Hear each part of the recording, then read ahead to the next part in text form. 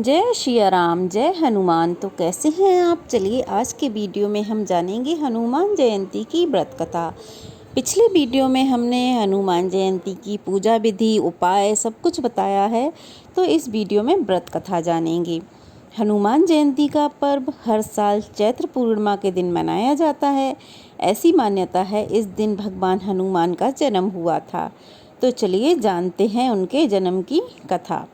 हनुमान जयंती हिंदू धर्म में एक बहुत ही प्रसिद्ध और लोकप्रिय त्यौहार है जो भगवान हनुमान को समर्पित है।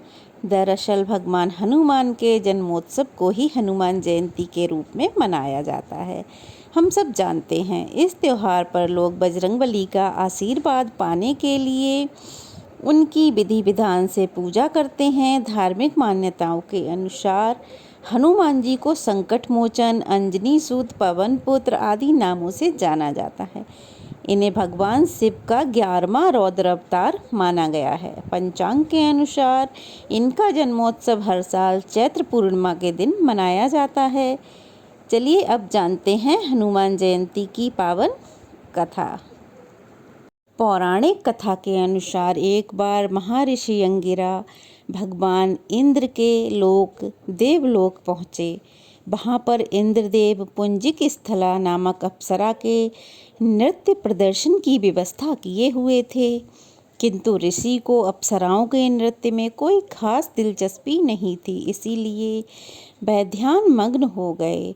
अंत में जब उनसे अप्सरा के नृत्य के बारे में पूछा गया तो उन्होंने ईमानदारी पूर्वक कहा कि उन्हें नृत्य देखने में कोई रुचि नहीं है, तो उन्होंने नृत्य नहीं देखा।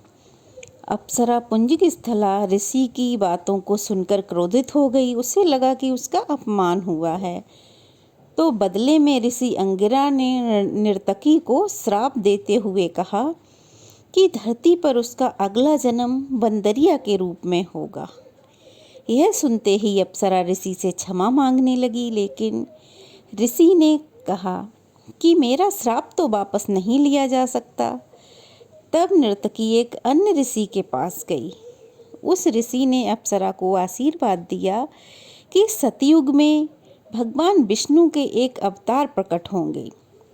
इस तरह पुंजिक स्थला का सतयुग में वानर राज कुंजर की बेटी अंजना के रूप में जन्म हुआ। फिर जब अंजना बड़ी हुई तब उनका विवाह कपिराज केसरी के साथ हुआ, जो एक वानर राजा थे। इसके बाद दोनों ने एक पुत्र यानी हनुमान जी को जन्म दिया, जो बेहद ही शक्तिशाली बलशाली थे। इस प्रकार भगवान शिव के 11वें अवतार के रूप में हनुमान जी ने जन्म लिया। इसीलिए उनके जन्म दिवस को हनुमान जयंती के रूप में बड़े ही धूमधाम से मनाया जाता है। तो यह थी बजरंगबली के जन्म की एक रोचक कथा। ज्योतिषों की गणना के अनुसार बजरंगबली का जन्म 58,112 वर्ष पूर्व चैत्र पूर्णिमा पर मंगलवार के दिन चित्रा नक्षत्र और मेष लग्न के योग में सुबह 6 बजे हुआ था। कहा जाता है कि हनुमान जी का जन्म भारत के झारखंड राज्य गुमला जिले के आंजन नामक छोटे से पहाड़ी गांव में एक गुफा में हुआ था। जब महावीर का जन्म हुआ था तब उनका शरीर वज्र के समान था।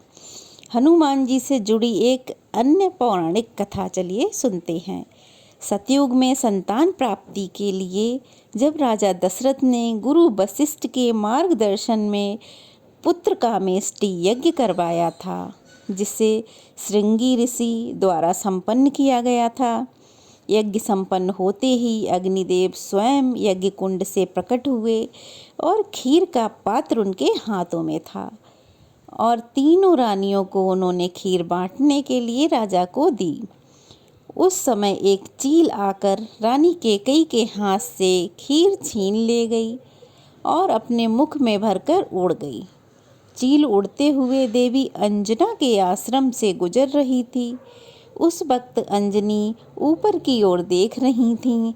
इस तरह अंजनी के मुख में खीर गिर गई, क्योंकि उनका मुख खुला हुआ था, और अन्यासा ही उन्होंने वह खीर निगल ली। इसके बाद क्या था, वह गर्भवती हो गईं और उन्होंने चैत्र मास की पूर्णिमा तिथि पर बजरंगबली को जन्म दिया। आगे चलकर बजरंगबली भगवान श्री राम के परम भक्त बने, जो सदैव ब्रह्मचारी रहे।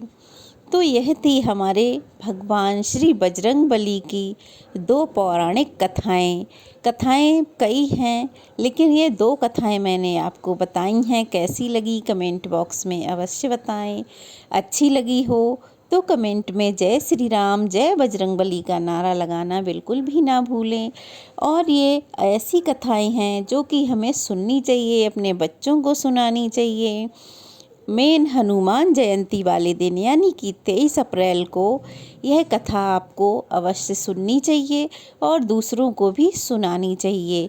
यह पवित्र कथाएं हम लोग सुनने मात्र से ही धन्य हो जाते हैं, और जो व्यक्ति यह कथा सुनता है, सुनाता है अथवा हुंकार भरता है, उन सब के जीवन सफल हो जाते हैं।